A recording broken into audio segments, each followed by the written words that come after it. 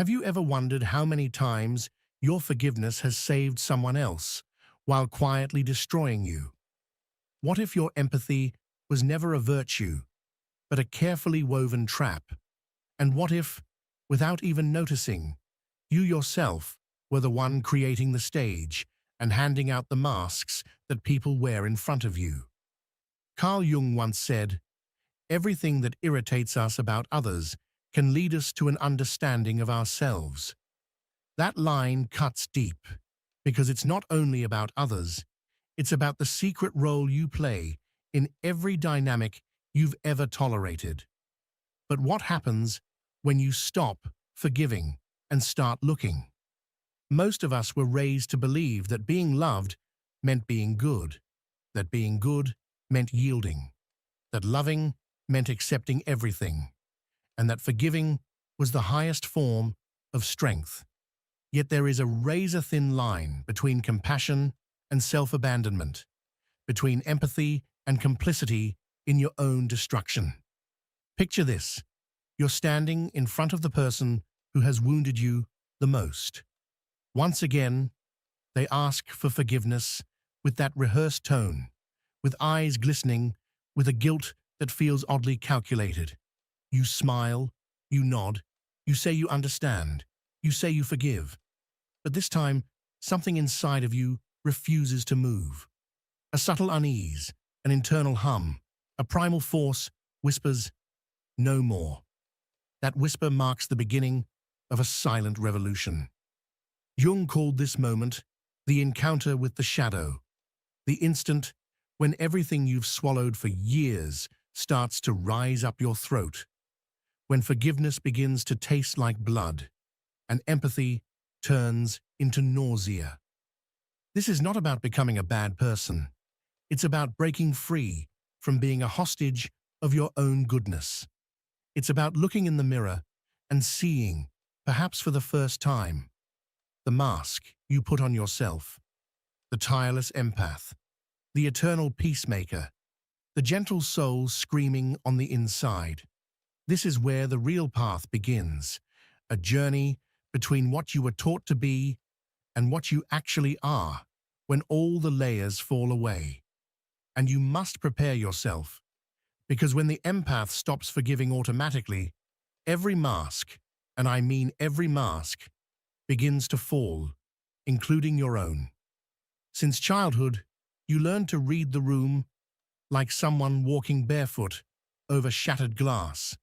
A crooked look, a sharper tone of voice, a door slammed just a little too hard. Each one was a warning signal. And before you even knew why, you would mold yourself, soften your body, moderate your voice, smile to soothe the world. Because deep down, love was never guaranteed. It was a prize for good behavior. In that invisible theater of survival, forgiveness became your favorite performance. Here is an uncomfortable truth. Not all forgiveness grows from love. Many instances of forgiveness grow from fear, fear of rejection, fear of abandonment, fear of losing the fragile bond you cling to. Sometimes you don't forgive because you think the other person deserves it. You forgive because you cannot bear the thought of losing them. Jung spoke of this as a perversion of empathy, when compassion ceases to be a free act and becomes a defense mechanism, a shield against rejection, a denial of your own instinct for self-protection. At its core, the empath is a survivor. That is why so many of us, perhaps you too, crafted this charming mask called being a good person. A costume that says, "I understand, I accept, I forgive," even while inside, we're exhausted, wounded, silently screaming. And the more we wear that mask, the more the world applauds us. You're so understanding. You're so enlightened. You're so evolved. But the truth, the brutal truth, is that much of the kindness people celebrate in you is not nobility, but fear, disguised as virtue. Fear of conflict, fear of abandonment, fear of being seen as bad. That is why you forgive what should never be tolerated. That is why you smile when you really want to scream. That is why you offer your bare chest to someone who only shows up with a knife in hand. Jung taught that when we reject our darker aspects, our anger, our indignation, our healthy selfishness, we inevitably project them onto others.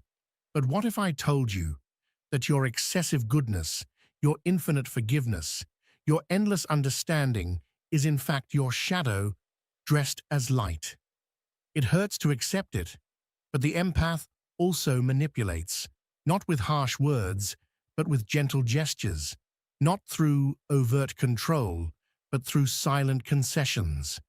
The empath manipulates when they erase themselves so that the other stays, and then quietly expect reciprocity they never dared to ask for. That's the vicious cycle that builds the prison. You're hurt, you forgive, you erase yourself, you wait for recognition, you don't get it, you suffer in silence, and then you forgive again. That is the mask of compassion, so refined that even you forget you're wearing it. But it is heavy, and one day it begins to crack. That day might be today. It may arrive as sheer exhaustion. It may erupt as an unexpected outburst of rage. It may slip in as a quiet sense that nobody really sees you. And when that happens, you panic, because behind the mask, you find something you were taught to reject: your survival instinct. The part of you that knows when you're being used. The part of you that feels anger and is right to feel it. The part of you that wants to say enough. But how do you say enough when your whole identity was built on yes? This is where Jung offers a way out, a hard way, but a real one. He called it individuation, the process of becoming who you truly are, integrating light and shadow, pain and desire, acceptance and boundaries. That process almost always begins when the empath refuses to keep forgiving automatically, when they finally realize forgiveness cannot be a rule but must be a choice, and that it is not dignified to offer forgiveness like alms when your own heart is bleeding. From this point, something changes. You stop saying yes on autopilot. You stop saving those who don't want to be saved. You slowly begin to choose yourself. This is the first revolution. You realize your goodness no longer needs to be a shield. It can be truth, but a truth with boundaries. A truth that does not bend. A truth that loves without self-destruction. Breathe. We're only at the beginning. If this hurts, it's because something inside you is waking up. Now let me ask you, have you ever felt that you give everything and still aren't respected? It's not because you didn't try hard enough. It's because respect is not requested, it's projected. And that projection begins with how you train your mind to remain cool and focused in critical moments. Many of us grew up thinking being good and understanding would make us strong. It doesn't. It makes us easily manipulated. There's a mental model of self-control now, used by those who have decided to stop pleasing and start imposing their presence. And think about how often you've pretended to be okay just to avoid scaring someone else. How many times you've swallowed sharp words, disguised discomfort with a smile, slipped out of the scene like smoke just to keep the peace. Most empaths have done this so many times, it's become reflex.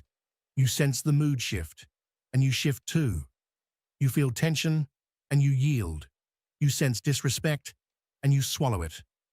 But there comes a day when silence stops being a refuge and becomes a prison. Jung called persona the social role we adopt to be accepted. It's the mask we wear to fit into the world, to be loved, to avoid conflict. For the empath, that persona has a very specific signature: the eternal understanding one. The one who always gets others but is rarely understood. The one who always listens but is rarely heard. Outwardly, you're the hug. Inside, you're the echo of a voiceless scream. You learned that showing discomfort could drive people away, that setting boundaries might look aggressive, that your pain wasn't a priority, because someone else was always more hurt, more needy, more vulnerable. So you withdraw, you keep quiet, you endure. But that silence is not neutral. It accumulates like dust from unspoken feelings, like rust in the bones of your soul, like the weight of everything you wanted to say but couldn't. And one day, the body begins to speak for you. Anxiety appears without an obvious reason. Exhaustion lingers. Autoimmune illnesses knock at the door as if to say, if you won't defend yourself, I will. Jung didn't see suffering as something to be instantly erased. For him, pain was a signal, the soul crying out for truth. And the truth here is simple and brutal. The persona is collapsing. You start to be unable to fake it. Words get stuck. Tears come without explanation. You try to smile and you feel fake. You try to yield and you feel rage. It's as if something inside of you whispers, I will not cooperate with this lie any longer. That collapse is terrifying because it threatens not only the image others have of you, but also the image you've built of yourself. You've always been the strong one, the sensitive one, the stable one. And suddenly, you're on the edge of a breakdown or locked in a dark room, unable to explain why you're so tired. It's the beginning of deconstruction. It's your old self dying. Jung said that the birth of the true self only happens after the death of the persona. It's as if, in order to be reborn, you must allow your reputation as a good person to burn, to let others think you've lost your mind, to stop being who you've always been, so you can become who you were always meant to be. You stop saying yes through clenched teeth. You stop showing up where you don't want to be. You stop smiling when you're shattered inside. You say no for the first time, and you hear the sound of the world breaking. Some people leave, some get angry, some call you selfish, cold, changed, but you feel a strange relief, a melancholic lightness, as if you're finally carrying your own body without crawling. Silence now carries another purpose. It is no longer fear. It is presence. It is inner listening. You begin to ask yourself what you truly want, what you are enduring only out of fear of disappointing others, who you really are. And perhaps for the first time, you don't have all the answers. Yet that doesn't throw you into despair, because now the emptiness is no longer the end, but the fertile ground where truth begins to grow. And in that space, the collapse of the persona reveals itself as liberation. The empath who stops pretending is no longer a walking fantasy, but a flawed, imperfect human being, filled with contradictions, yet also filled with truth, filled with soul, filled with life. You look at the mirror, and for the first time, you don't see an idealized version of yourself.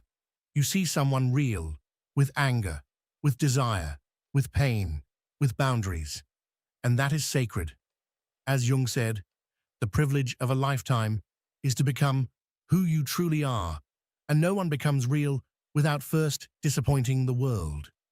There is a form of anger that doesn't destroy, a rage that doesn't scream, doesn't smash glasses, doesn't make headlines.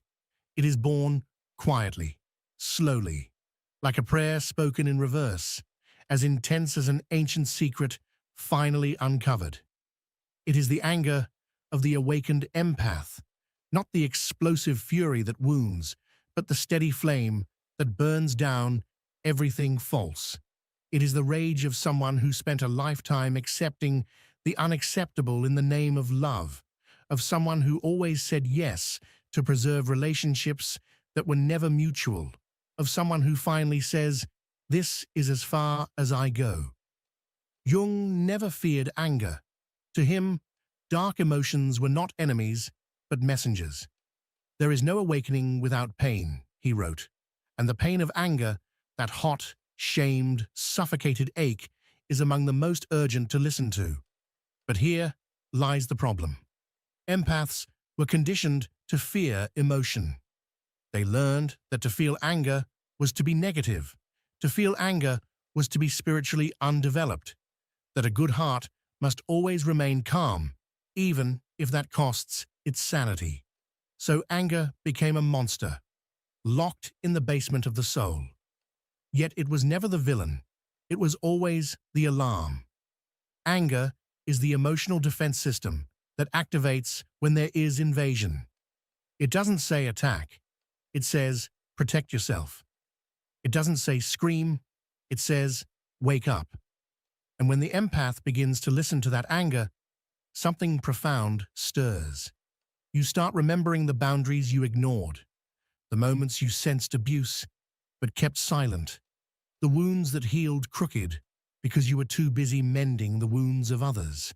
That anger becomes a ritual, a baptism of fire that burns away the mask of the eternally understanding one and reveals the human being who knows how to say no, and that no carries more power than any scream. It needs no justification, no understanding. It only needs to be felt as truth. But be ready. People will notice. The first time you set a boundary, you may appear cruel. You say, "I can't help you with that right now."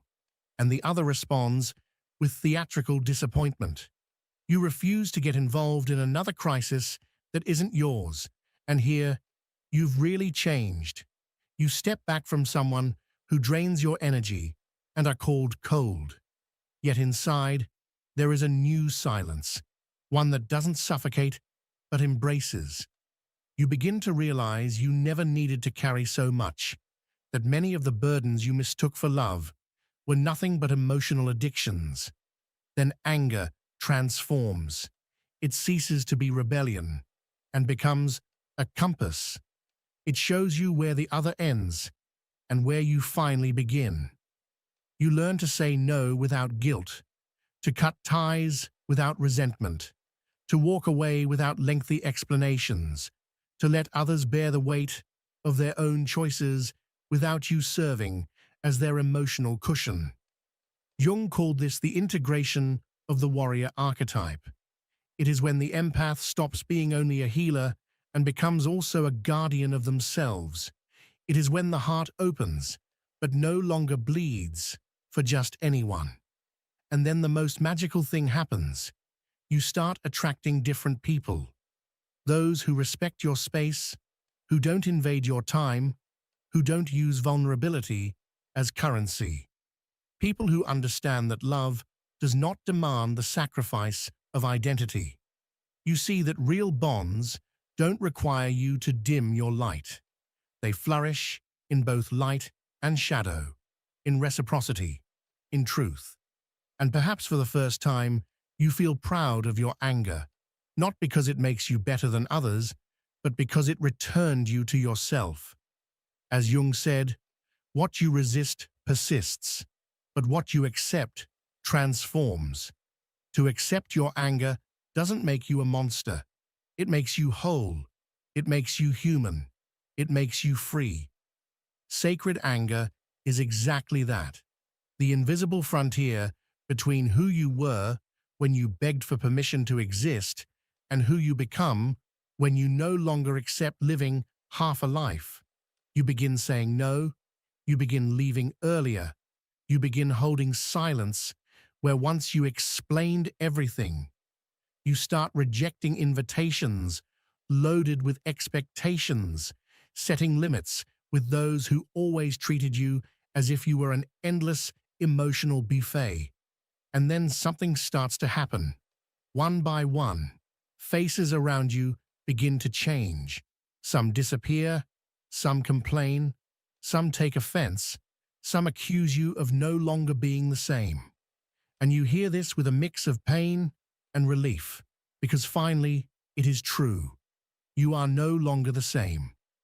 Jung understood that individuation, the process of becoming who you truly are, inevitably disrupts the structures around you. He said, "The meeting of two personalities is like the contact of two chemical substances. If there is a reaction, both are transformed.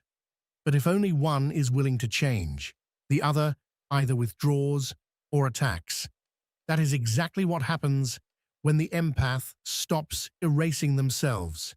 The dynamics shift, and every system built upon your compliance begins to collapse. That friendship that only existed when you listened for hours without being heard. That relative who only called to ask for favors. That relationship where affection always arrived after your sacrifice. All of it now feels strange. As if by changing the lens, you can finally see the script of the play you were performing. And you realize it wasn't love, it was convenience. You begin to identify the roles. The chronic victim who only sought you out to lament. The energy vampire who fed on your attention. The charming manipulator who always knew how to twist guilt back onto you. Those masks now begin to fall. And it isn't that you became colder or sharper, it's that you are less available to remain blind. Clarity hurts, yes, because along with the fall of others' masks, your own mask falls too. The mask of the silent victim, the mask of the emotional martyr, the mask of the good person who was loved for never making waves. Jung called this the confrontation with the shadow, when the parts of ourselves we rejected finally demand to be seen. And in that confrontation, you understand. You too collaborated. You too manipulated, though without malice. You too sustained relationships through self-denial. You too gave in to avoid abandonment, and in giving in, you built your own cage. But recognize this, it isn't blame, it is liberation. It is finally taking the reins of your story. And then comes the most painful and pure stage, the natural selection of relationships. Some will leave without drama, without fights, simply vanish. Others will accuse, attempt to manipulate your guilt, try to awaken your old script. They will say you've changed too much, that you've become selfish, cold, difficult. But there are also those who stay, and those are gold. They are the ones who celebrate your clarity, who accept your no without feeling rejected, who adapt with respect to the new space between you. They are the ones who loved you even when you were not dimming yourself for them. And in those rare few is where true connection is born. The bond that survives the fall of masks. The relationship that doesn't demand your pain as payment. The love that respects your existence without asking you to break yourself into pieces. Jung once wrote, "People will do anything, no matter how absurd, to avoid facing their own souls. But when you begin to face yours, you become a mirror, and not everyone wants to see their reflection so clearly. You become a dangerous mirror because you reflect what the other is hiding from themselves, because your clarity demands authenticity, and authenticity has a price. There is no longer room for emotional games. This is the great unmasking, where only those remain who can walk beside an awakened soul without trying to extinguish it again. So, are you ready to lose what was never real? Are you ready to gain what only exists in truth? If so, then keep going. The next journey runs deep. Let's speak of what comes after the masks fall, when the empath finally stops forgiving out of habit and begins to forgive with awareness. There comes a moment when you look back at everything you lived, every swallowed silence, every hidden tear, every "I'm fine" said through clenched teeth, and you feel something new, almost strange.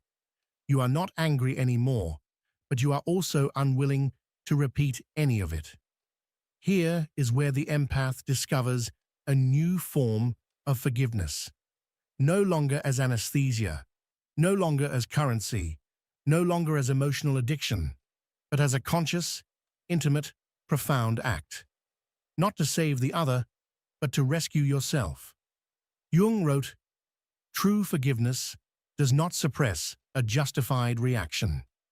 It honors the wound while releasing the resentment." And perhaps this is the most important point. You no longer need to deny your pain in order to release another. You no longer need to pretend all is well to prove you have evolved.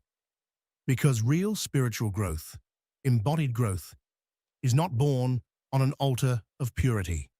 It is forged in the mud of the soul, among stumbles, boundaries, courage, anger, and difficult choices. Do you understand that forgiveness is not forgetting? It is not justifying the other, nor opening your arms as if nothing happened. It is remembering and still deciding not to carry that weight any longer. It is saying, "Yes, you hurt me. Yes, I abandoned myself for you. But now I choose to break the cycle." And look, that choice is not immediate. It comes after grief, after fury, after solitude, after doubt, after inner reconstruction. Conscious forgiveness is not instant. It is an honest conclusion. It doesn't occur right after trauma, because it first requires the restoration of your integrity. Jung called this individuation, the stage when you stop seeking to please the world and begin to align with your own soul. And that means forgiveness now has discernment. It is given with clarity. It demands truth before reconciliation. It no longer serves to preserve ties, but to release the bonds that were suffocating you. You begin to see the difference between forgiveness and submission, between peace and complicity, between empathy and self-abandonment. And at that point, everything changes. You forgive, but you don't return. You forgive, but you create distance. You forgive, but you no longer offer the same version of yourself. For many, that will be interpreted as coldness, as if forgiveness only had value when paired with reconciliation and embraces. But you are no longer available to prove anything to anyone. You know forgiveness doesn't need to be visible. It needs to be true. It is then you realize that conscious forgiveness is not something you give to another. It is something you give to yourself. You forgive yourself for having endured so much, for saying yes when you wanted to say no, for accepting crumbs as if they were feasts, for mistaking love with emotional addiction. You forgive yourself for not knowing sooner what you now know, for betraying yourself in the name of peace, for believing your pain was less important than that of others. And above all, you forgive yourself for having forgotten your own worth for so long. Jung said that the healing process begins when you stop carrying the guilt of others. And empaths for far too long have been carriers of guilt. They didn't just forgive, they absorbed. They didn't just accept, they also took responsibility. They didn't just love, they erased themselves. To forgive with awareness is to return each their share in the drama. It is stepping off the stage with dignity, even if the other keeps performing. It is choosing inner freedom, even at the cost of outer misunderstanding. And in that moment, you feel it. Your heart is still good, but now it has boundaries. It didn't harden, it healed. You begin to love from a new place, no longer from emptiness, urgency, or wound, but from wholeness. You give what you have, no longer what you lack. You care, but you do not cancel yourself. You embrace, but you do not carry. And that, dear empath, is revolution. It is not the end of sensitivity. It is the beginning of wisdom. As Jung wrote, what you deny submits you. What you accept transforms you. And by accepting your anger, your boundaries, your pain, your shadow, you do not become less empathic. You become whole. You begin to forgive, with eyes open, with your whole body, with your soul standing tall. And in this way, forgiveness ceases to be compulsion and becomes choice, becomes gift, becomes an act of power.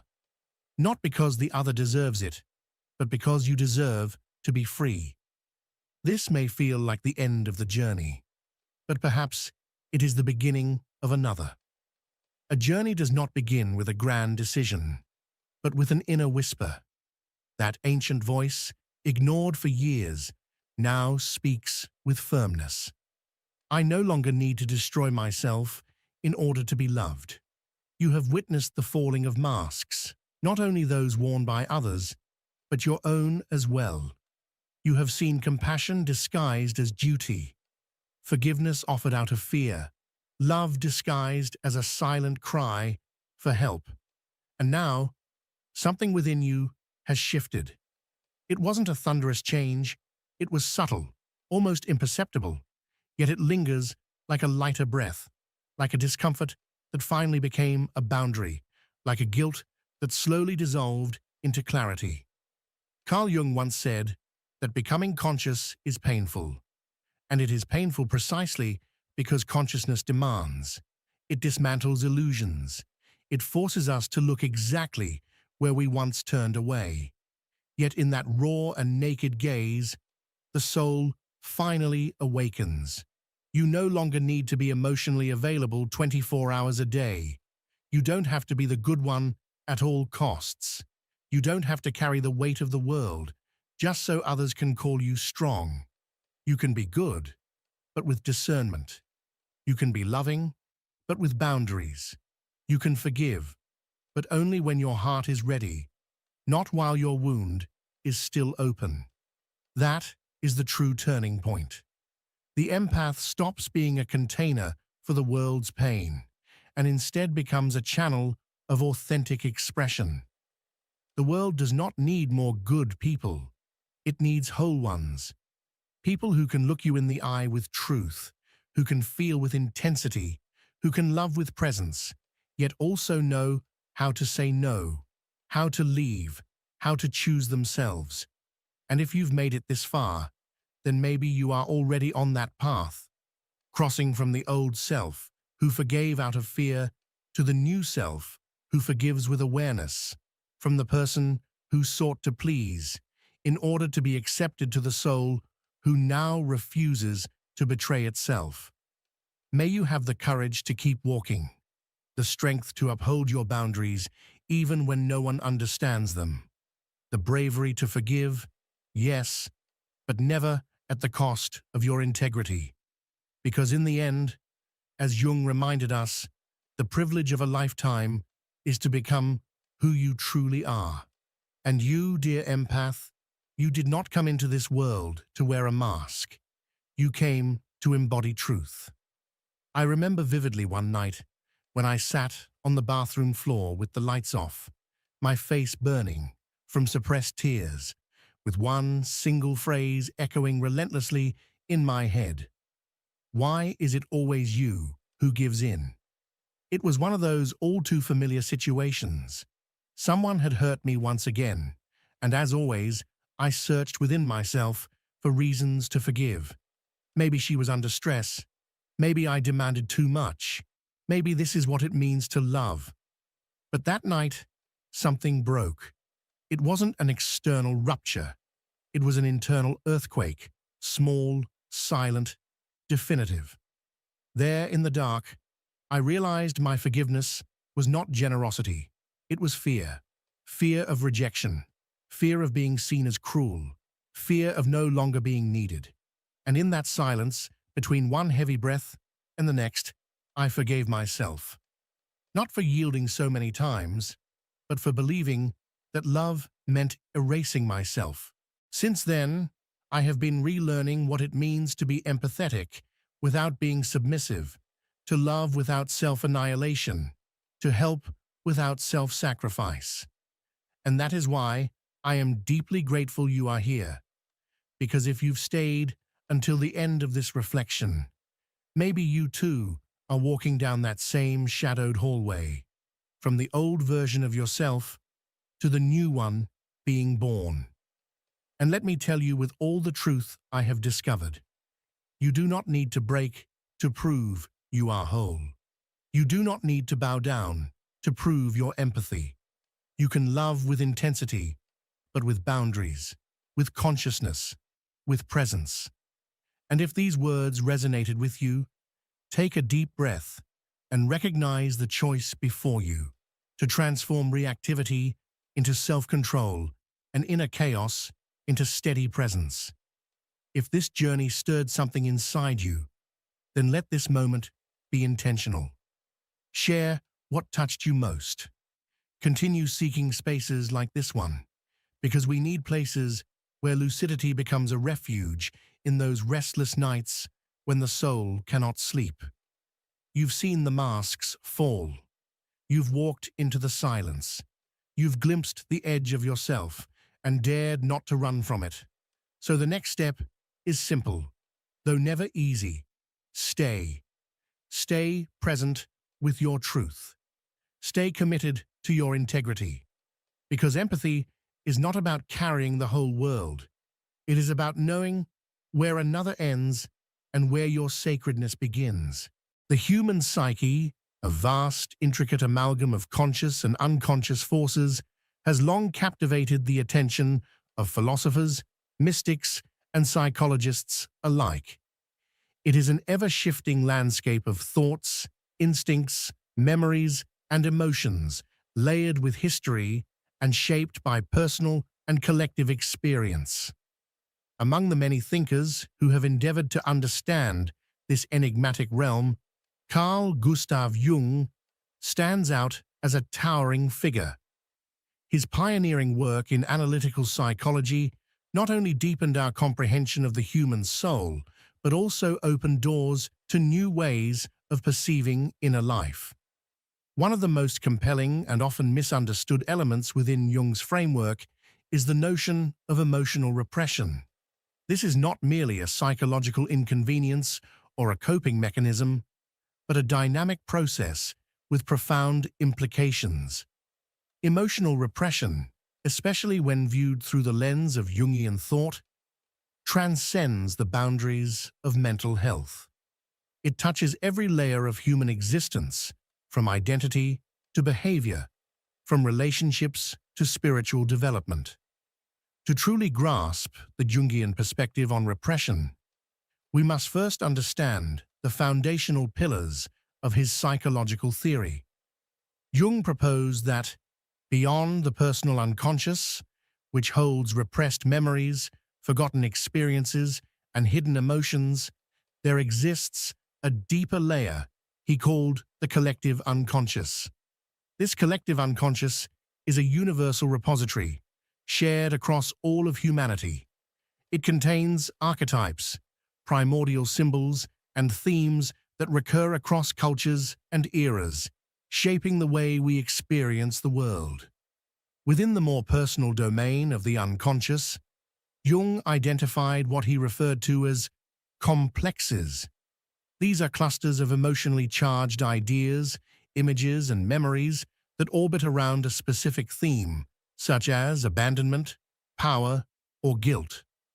Complexes are not simply collections of forgotten thoughts. They carry emotional energy and possess a degree of autonomy. In many ways, they act like sub-personalities, influencing our behavior, reactions, and even the choices we make, often without our awareness. Repression, in this Jungian context, is far more than the deliberate forgetting or avoidance of an emotion. It is an unconscious process, a protective response activated by the psyche when a thought, feeling, or impulse threatens the integrity or stability of the ego. This may be a disturbing memory, a socially unacceptable desire, or an overwhelming emotion, something that the conscious mind cannot or will not integrate. Rather than facing it directly, the psyche buries it, pushing it into the unconscious in an attempt to maintain balance. But what is repressed does not vanish. On the contrary, it gathers energy and influence beneath the surface of awareness. It becomes like a hidden current, running beneath the flow of everyday life.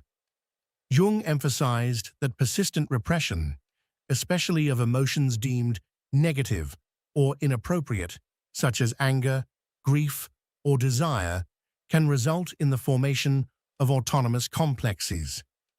These complexes function independently of the ego's control, and eventually they seek expression. Consider the example of someone who, from early childhood, was taught to suppress anger. Perhaps they were raised in an environment where expressing frustration was punished or seen as shameful. Over time, this person internalizes the belief that anger is dangerous or immoral. Instead of acknowledging and dealing with angry feelings, they deny them. Each time anger arises, it is pushed deeper into the unconscious, rather than being processed or expressed. This continual repression does not eliminate the anger. Instead, it gathers, building emotional pressure beneath the surface. Eventually, this unacknowledged anger consolidates into a complex. Although the person is unaware of its presence, the complex does not remain dormant. It asserts itself through indirect symptoms, persistent irritability, explosive outbursts that seem disproportionate to the situation, passive-aggressive behavior, or even physical ailments like chronic headaches, digestive issues, or muscle tension. The individual may begin to feel like a prisoner of their own reactions. They don't understand why they lash out, why they feel exhausted or uneasy, or why they sabotage their relationships. The reason remains elusive because the true source, the complex formed from repressed anger, resides deep within the unconscious. It is this hidden force, not fully known to the conscious self, that pulls the strings. In Jungian psychology, this unacknowledged dimension is referred to as the shadow. The shadow comprises those aspects of the personality that the ego refuses to recognize. These traits are not necessarily evil or harmful. They are simply incompatible with one's conscious self-image. They could be socially frowned upon behaviors or traits, such as laziness, envy, or aggression, but they could just as easily be positive qualities like passion, spontaneity, or creativity that have been repressed due to fear of judgment or a need to conform. Whenever we repress a feeling, impulse, or quality, it is not erased, it becomes part of the shadow. Over time, if we continue to deny our shadow, we risk projecting it onto others. Instead of seeing these traits in ourselves, we unconsciously attribute them to people around us. This can lead to intense aversions or attractions. For example, a person who suppresses their need for attention might criticize others for being attention-seeking, or paradoxically, feel inexplicably drawn to charismatic figures who embody what they themselves cannot express. This projection distorts our perception of reality. We no longer see others or ourselves clearly. It limits our capacity for empathy, understanding, and genuine connection. Most importantly, it prevents us from becoming whole. Jung believed that the path to psychological health lies not in avoiding the shadow, but in integrating it, acknowledging it, engaging with it, and ultimately befriending it. When the shadow remains repressed, it splinters the self. The psyche, unable to function as an integrated whole, begins to fragment. Psychic energy that could be directed toward creativity, love, or growth is diverted into defending against one's own inner world. The person becomes divided, struggling to maintain a coherent identity while battling unseen forces within. This fragmentation has real consequences. It can lead to anxiety, depression, and a persistent sense of inner conflict. The energy of the repressed does not disappear. It resurfaces in dreams, slips of the tongue, compulsive behaviors, or inexplicable emotional reactions. And yet, within this chaos lies a unique opportunity. Jung saw this confrontation with the shadow not as a curse, but as a necessary step in the process of individuation, the journey toward becoming one's truest self. To face the shadow is to reclaim parts of the self that have been lost or denied. It is a confrontation that demands courage, but also offers liberation. By integrating the repressed emotions and forgotten parts of the psyche, the individual moves closer to authenticity, wholeness, and a deeper harmony with life. Thus, the act of repression, though initially protective, becomes over time a barrier to self-realization. Emotions, when suppressed, do not simply disappear, they transform into psychological undercurrents that shape our experience in subtle yet profound ways. To understand this, and to engage in the work of integration, is to walk the path Jung envisioned, a path not of avoidance, but of deep inner engagement, a path that leads not to perfection, but to completeness. When emotions are habitually suppressed, a rift forms between consciousness and the unconscious mind. This split doesn't just remain a silent internal dissonance, it transforms the very structure of the personality. The individual becomes one-sided, emotionally rigid, and experientially impoverished. Spontaneity and vitality gradually diminish, and the person may come to feel flat, distant, or even hollow to themselves and others.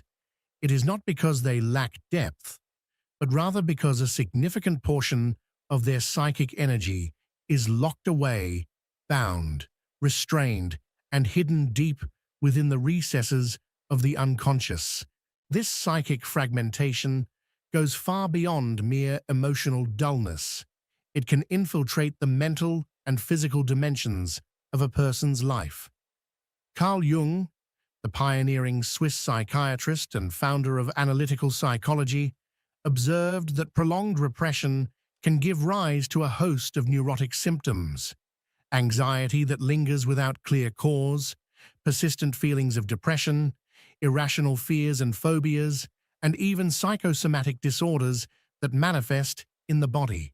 The body, with its own ancient intelligence, becomes the voice of what the conscious mind refuses to hear. What cannot be spoken finds another way to be heard. Chronic pain, muscular tension, digestive issues, and even skin conditions can all be the somatic reflections of unacknowledged emotions and unresolved inner conflicts. These are not simply random malfunctions of biology, they are cries for attention from the psyche. Repression is not a harmless defense.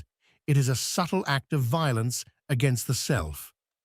In trying to maintain inner stability by keeping troubling feelings at bay, the psyche redirects that repressed energy elsewhere, often with unintended and destructive consequences. But the impact of repression is not confined to health. It also obstructs a far deeper spiritual process, the journey of individuation. In Jungian thought, individuation is the lifelong path of becoming whole, of unifying the conscious and unconscious aspects of the self into a coherent and authentic identity. It is the road to becoming truly oneself, beyond the masks we wear and the roles we play. This process demands the courage to face one's shadow, the hidden darker parts of the psyche that we deny or reject. It requires awakening the anima or animus, the inner opposite that represents the soul's gendered counterpart, and eventually confronting the self, the archetype of totality, wholeness, and transcendence. But when emotions are persistently repressed, this inner evolution is stunted. Denial of emotion is, in essence, a denial of transformation. The energy that could be used for growth, creativity, and self-realization is instead consumed by the exhausting task of internal suppression. Imagine building a dam to stop a powerful river. The water doesn't disappear, it accumulates, pressing harder and harder against the walls. Over time, the pressure becomes unbearable, threatening to erupt in uncontrolled and chaotic ways. So it is with the psyche. The energy held back by repression does not simply vanish, it brews in the unconscious, waiting for an outlet. And when it finds one, it may emerge as crisis, illness, or breakdown. Moreover, the damage does not remain confined within the individual. It spills outward, distorting their ability to form deep and meaningful connections with others. People who habitually suppress their emotions often struggle to engage in authentic relationships. They might come across as emotionally distant, cold, or difficult to connect with. The emotional barrier they have constructed inwardly becomes a wall that others cannot penetrate. Emotion is a language, a primary means of connection with both ourselves and those around us. When that language is silenced, communication becomes shallow, robotic, or disconnected. Without emotional transparency, empathy cannot flourish, and mutual understanding becomes elusive. For example, someone who represses their need for closeness and affection may unconsciously avoid intimacy even while craving it deeply. They might pull away from touch, dismiss gestures of love, or sabotage relationships that threaten to touch those buried needs. This internal conflict, the tug-of-war between the longing for connection and the fear of vulnerability, creates patterns of self-sabotage. The repressed complex takes control, operating from the shadows and guiding behavior in ways the conscious self may not even recognize. As a result, people project their unacknowledged flaws, fears, or desires onto others, mistaking what is within themselves as something coming from outside. These projections distort perception, creating conflict, confusion, and misunderstanding in relationships. Unintegrated aspects of the shadow cloud, interactions with others, making it difficult to resolve disputes or form genuine bonds. The more repressed material we carry, the more we see it mirrored in the world around us. And as long as we remain blind to those projections, we continue to struggle with the same interpersonal challenges, unable to break free. Authenticity, so vital for emotional well-being and human connection, cannot survive in a landscape dominated by repression. True intimacy, the kind that nourishes the soul, requires vulnerability. It demands that we share our inner world not as we think it should be, but as it truly is, messy, raw, and real. But repression kills that openness. It chokes the breath of honesty and replaces it with rehearsed performances, interactions based on societal expectations, superficial roles, and emotional facades. In this way, the quality of our relationships suffers deeply. Instead of vibrant, life-affirming exchanges, we engage in hollow routines. Instead of being known and seen, we hide. And in that hiding, we lose a part of what makes us human. The cost of repression is high, not just in the form of inner turmoil or physical illness, but in the profound loneliness of not being able to truly connect with others or even with ourselves. Only by turning inward, by acknowledging, feeling, and integrating those long-buried emotions, can we begin to heal. Only then can the dam be safely opened, allowing the river to flow once more, cleansing, nourishing, and carrying us toward a life of greater wholeness and authentic connection. Continuing our exploration into the consequences of excessive emotional repression from a Jungian perspective, it becomes increasingly important to delve deeper into how this internal dynamic profoundly affects not just the structure of the psyche, but also the very fabric of one's creative life and sense of vitality.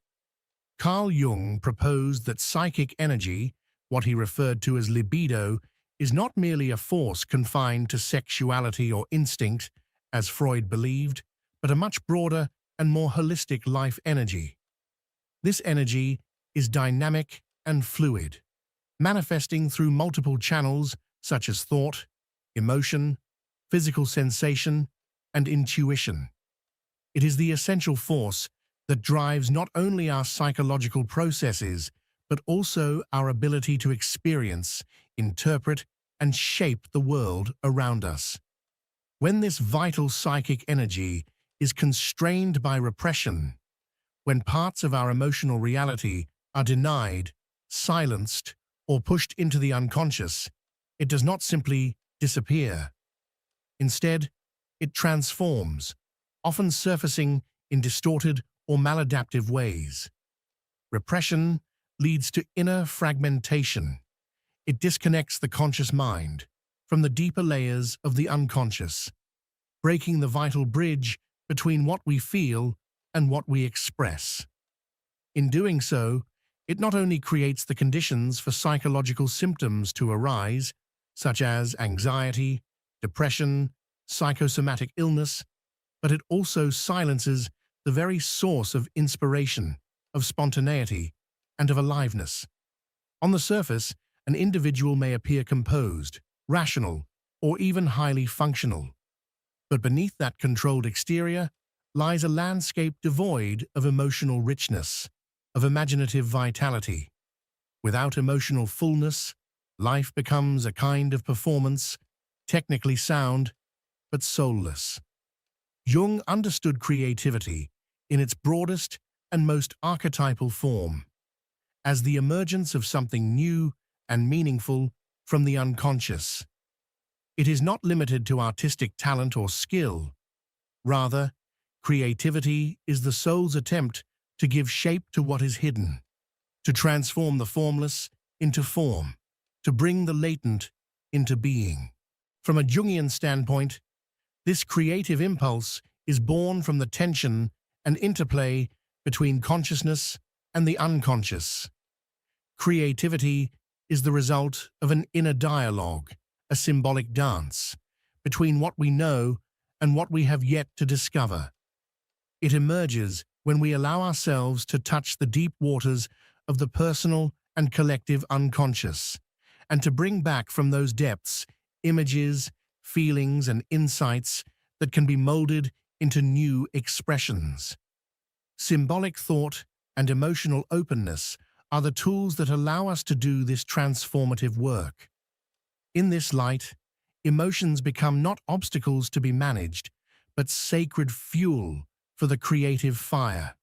They are the spark that ignites the imagination, the vibrant palette from which the artist draws their colors, the driving force behind innovation, poetry, music, storytelling, and invention. But when emotions are suppressed, the well from which this creative energy is drawn begins to dry up. The individual may experience a painful sense of blockage, a stifling inner silence, where once there was a symphony of inspiration. This repression can result in what many call a creative drought. The person may feel disconnected from their muse, their inner voice muted, their work lacking in depth or passion. It can lead to a disconcerting emptiness, a fading of purpose or vision. The energy that once flowed freely into artistic or inventive expression now stagnates, entangled in unconscious complexes and unresolved emotional conflicts. For instance, a painter who buries their grief may find their canvas lifeless, their brush unable to translate the truth of their heart. A writer who avoids facing their inner rage may discover that their stories lose their edge, Their narratives lack momentum. Repression does not only affect the quality of creative output, it deeply impacts the quantity as well. The creative process, once joyful and spontaneous, may now feel mechanical, labored, or even painful. The sheer pleasure of making, of expressing, begins to fade. Life, once colorful and alive, becomes grayscale, a monotonous repetition, devoid of emotional texture, and the effects are not limited to artistic expression. Emotional repression gradually seeps into the entire realm of human vitality. Vitality, in the Jungian context, is the expression of life energy through engagement, enthusiasm, and presence.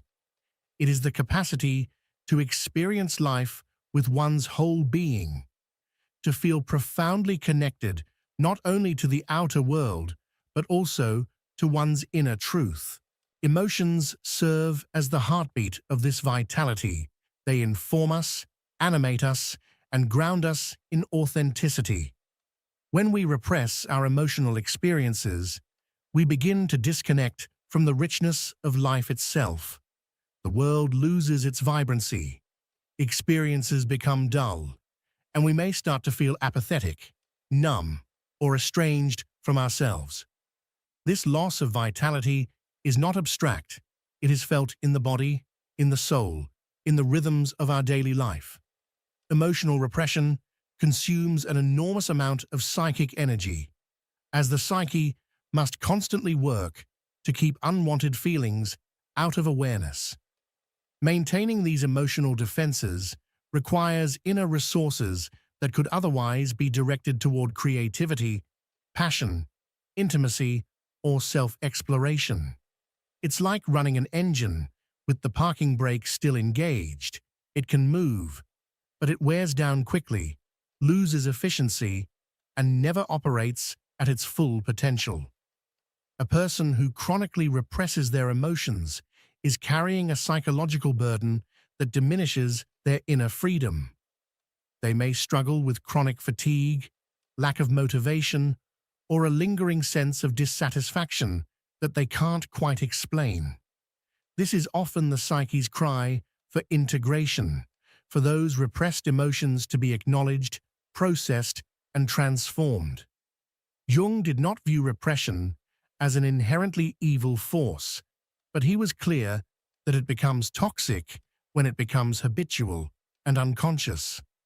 Repression may offer temporary relief, especially when an emotion feels too overwhelming to face, but as a long-term strategy, it fragments the self, corrodes the psyche, and hinders the process of individuation, the journey toward psychological wholeness. In Jungian psychology, healing comes not through avoidance, but through encounter. We must face the shadow, engage with our inner wounds, and open ourselves to the full range of human emotion, not only the light, but also the darkness, the joy, as well as the pain. Only by reclaiming the repressed parts of ourselves can we restore the flow of psychic energy, revive our creative power, and reawaken the deep vitality that gives life its fullness and meaning. Carl Jung did not advocate for the unrestrained release of all emotional impulses.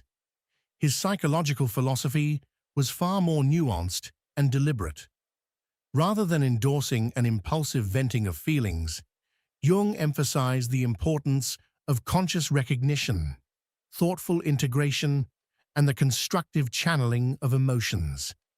In his view, emotions, complexes, and archetypal patterns that remain buried in the unconscious do not simply vanish. Ignoring or denying them does not neutralize their influence. Quite the contrary, it empowers them, reinforcing their autonomy and making them more likely to assert themselves through indirect and often disruptive means. The human psyche, according to Jung, is an intricate and self-regulating system. It seeks balance and strives to maintain an internal harmony.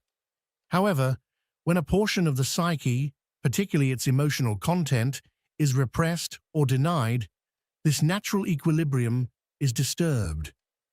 The psyche, in its innate wisdom, then seeks to restore the disrupted balance through other channels, through symptoms that manifest in the body or mind, through dreams that carry cryptic yet meaningful messages, through psychological projections onto others, or through obsessive thoughts and behaviors.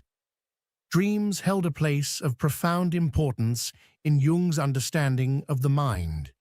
He saw them as the psyche's compensatory mechanism, a kind of internal feedback system designed to illuminate that which the conscious mind has neglected or suppressed. Dreams are not random or meaningless. They are the language of the unconscious, offering symbols, narratives, and emotional impressions that aim to bridge the gap between our inner depths and waking awareness. When we pay close attention to our dreams, we may uncover the presence of repressed emotional experiences or psychological complexes that long for recognition and integration. To ignore these dreams, to dismiss them as nonsense or irrelevant, is to turn our backs on a vital tool in the journey of individuation, the process by which a person becomes whole by integrating all aspects of the self, both conscious and unconscious. This journey requires courage, introspection, and a willingness to engage with the parts of ourselves that are uncomfortable or painful. Without this inner work, the path to true psychological maturity remains incomplete. One of the most damaging effects of prolonged emotional repression is its impact on a person's capacity to adapt and recover from life's inevitable difficulties. Life, by its very nature, is a continuous process of change, loss, and challenge. The ability to respond to these fluctuations with resilience and flexibility is crucial for our overall well-being. Emotions are not obstacles to be overcome. They are essential tools for survival and adaptation. Sadness, for example, helps us process grief and let go of what is no longer present. Anger serves to protect us, urging us to establish and defend healthy boundaries. Fear warns us of danger, sharpening our awareness and enhancing our readiness. Joy, in turn, connects us to what we value most deeply, reminding us of our capacity for love, meaning, and connection. When these emotions are repressed, we lose access to these vital adaptive mechanisms. A person who represses their emotional life becomes rigid, unable to meet the world with the necessary fluidity. In the face of loss, instead of grieving and eventually healing, they may fall into a prolonged state of depression or develop physical symptoms that have no clear medical explanation. Similarly, when confronted with injustice, if one's anger is not acknowledged and expressed in a constructive way, it may be replaced by resignation, passivity, or internalized self-blame. This disconnection from the emotional self weakens resilience. The psyche becomes more vulnerable to stress, anxiety, and psychological breakdown because it lacks the internal resources needed to metabolize pain and move forward. Emotional repression does not shield us from suffering. It magnifies it in less visible but more damaging ways. Chronic repression can also lead to what Jung described as an over-identification with the persona. The persona, in Jungian terms, is the mask we wear to navigate social interactions, the role we play in public life to meet the expectations of others. While the persona serves a functional purpose in society, becoming overly identified with it comes at a steep cost. When a person confuses the social mask with their true identity, they begin to prioritize external acceptance over internal truth. In doing so, they deny or hide the aspects of themselves that are deemed unacceptable, shameful, or vulnerable. In times of personal crisis, the human being is often forced to confront the very aspects of themselves that they have spent years, if not a lifetime, repressing or denying. These are the moments when life itself places us in front of a mirror, not to punish us, but to reveal the truth we've buried deep within. This confrontation is not an easy task. It is uncomfortable, raw, and at times painful. But it marks the beginning of a journey inward, a path of self-exploration that, if followed with honesty and courage, may lead to deep psychological integration and genuine healing. Often this journey begins when an individual seeks out psychological help, or when they find themselves pushed to the edge by a life-altering event, an emotional breakdown, a profound loss, a betrayal, or a moment of existential despair. These catalytic moments can shake the foundations of our constructed identities and compel us to ask difficult questions. Who am I really beneath the masks I wear? What have I hidden from myself, and why? Carl Gustav Jung, the renowned Swiss psychiatrist, spoke deeply about the concept of the shadow, that part of our psyche where we store everything we reject or deny about ourselves. He understood repression not merely as a defense mechanism, but as a psychic act with far-reaching consequences. When we repress parts of ourselves, especially our emotions, we fragment the psyche, losing access not only to painful experiences, but also to vital sources of energy, creativity, and insight. This repression often occurs early in life. As children, we learn explicitly or implicitly which emotions are acceptable and which are not. We are told not to cry, not to get angry, not to be afraid. Over time, we internalize these messages and begin to suppress our natural emotional responses. But emotions do not simply disappear because we ignore them. They sink deeper into the unconscious, shaping our behaviors, relationships, and worldview in ways we might not even recognize. Healing this emotional repression is not a linear or quick process. It is a complex, often non-verbal journey that demands patience, compassion, and above all, courage. Yet it is one of the most profound and transformative paths a person can take.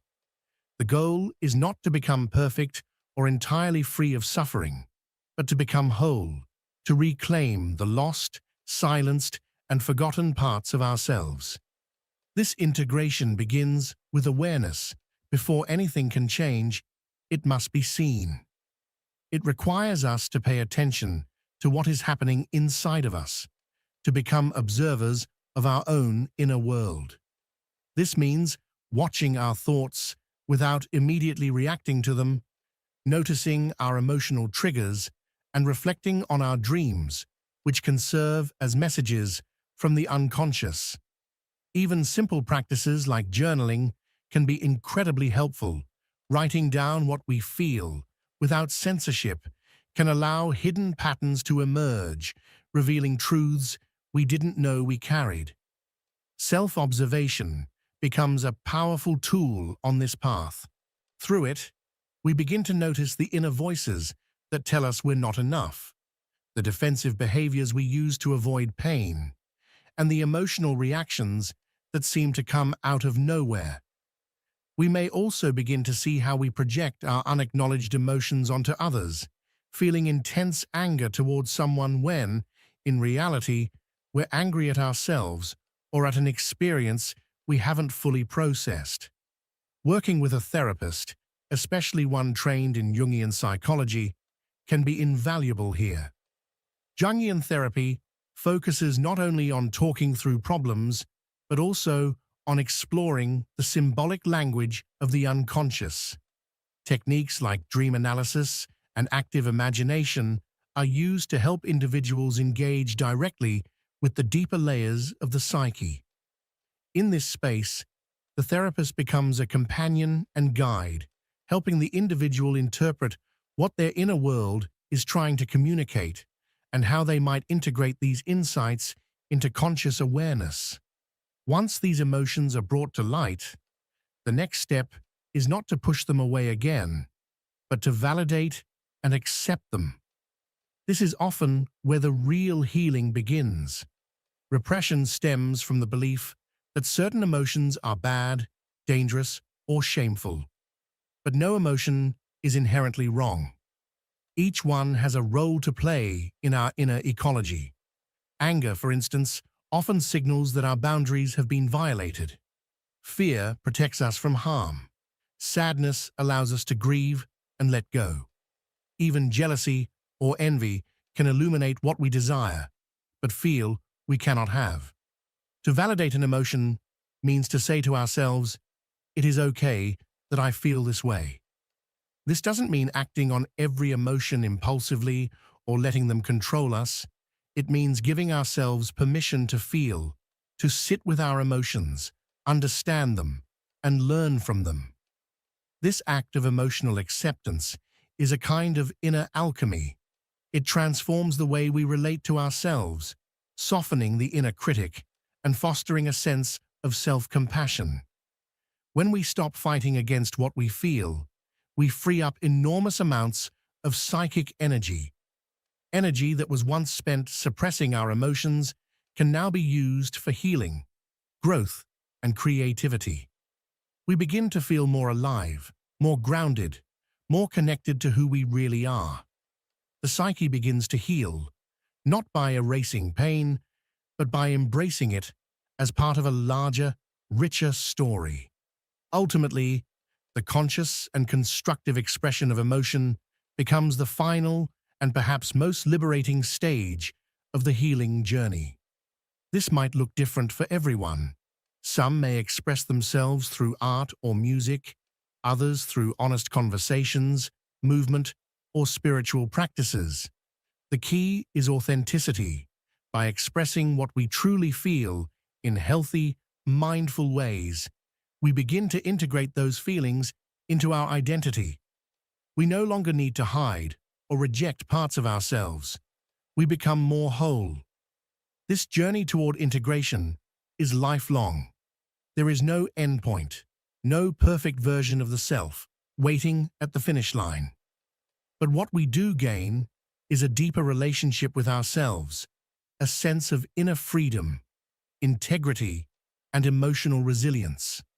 We become more capable of facing life's challenges without losing ourselves. We begin to live not from fear or repression, but from presence and authenticity. So, if you find yourself in a moment of emotional crisis, consider this. Perhaps this is not the end, but a beginning, a doorway into your own soul. And if you walk through it with curiosity, courage, and compassion, you may just discover that what you've been avoiding holds the key to the life you were always meant to live. Once emotions are acknowledged and embraced, they can be given a voice, not a reckless or unfiltered voice, but one that communicates through healthy and intentional means.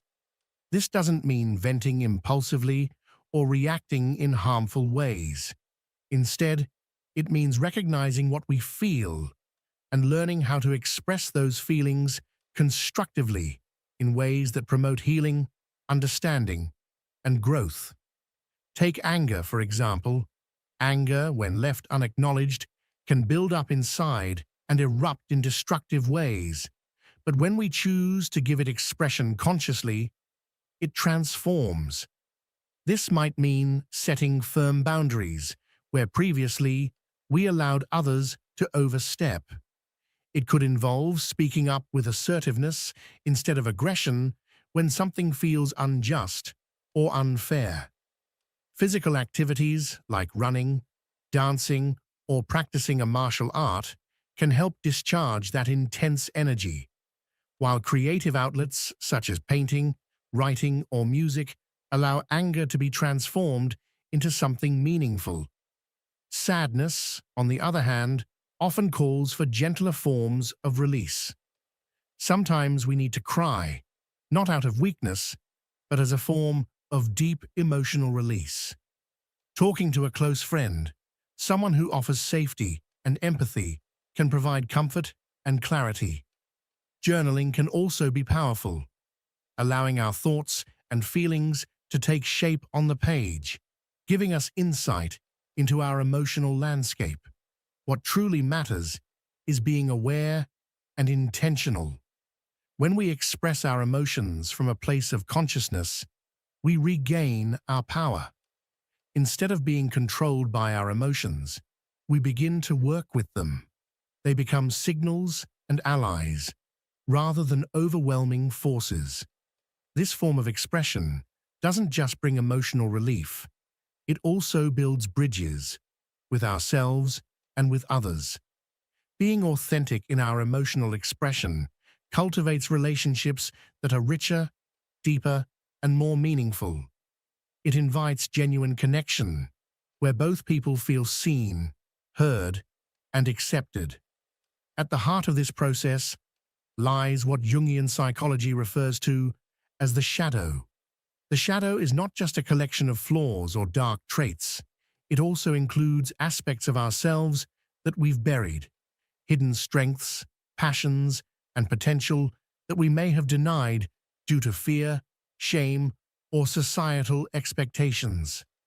By confronting and integrating the shadow, we stop running from parts of ourselves, we begin to reclaim the pieces we once rejected, and in doing so, become more whole. Contrary to common belief, the shadow is not purely negative. It can carry powerful qualities that we've repressed. Determination, courage, boldness, sexuality, and even creativity. For instance, someone who's suppressed their anger out of fear of being seen as cruel might discover that by embracing that energy responsibly, they develop the ability to be assertive, to speak up for themselves, and to protect their emotional and physical boundaries. When the shadow is faced with honesty and compassion, it loses its power to sabotage us unconsciously. It stops being a hidden destructive force and becomes a source of inner strength. It becomes an ally on the path to personal growth and transformation. This is where the journey of individuation begins, the ultimate aim of Jungian psychology. Individuation is the process of becoming who we truly are, not the roles we've been assigned, not the masks we wear, but the whole person within. This path opens wide when we stop repressing our emotions and begin integrating all aspects of ourselves, including those we've feared or avoided. But individuation is not a finish line or a one-time achievement. It's a lifelong journey of self-discovery and continuous growth. It's about maintaining an open dialogue between the conscious self and the unconscious, a relationship built through dream work, intuition, emotional awareness, and inner reflection. Through this connection, we become increasingly in tune with the deeper truths within us. Individuation is a path of differentiation. It's about stepping away from the expectations, projections, and identities imposed by others, and instead embracing the unique essence of who we are. It means transcending the persona, the social mask, and our psychological complexes. In doing so, we align more closely with our true self, our full being. Ultimately, this process leads us to live in alignment with our inner truth. Jung believed that when we cease to excessively repress our emotions, we unlock the immense reservoir of human potential.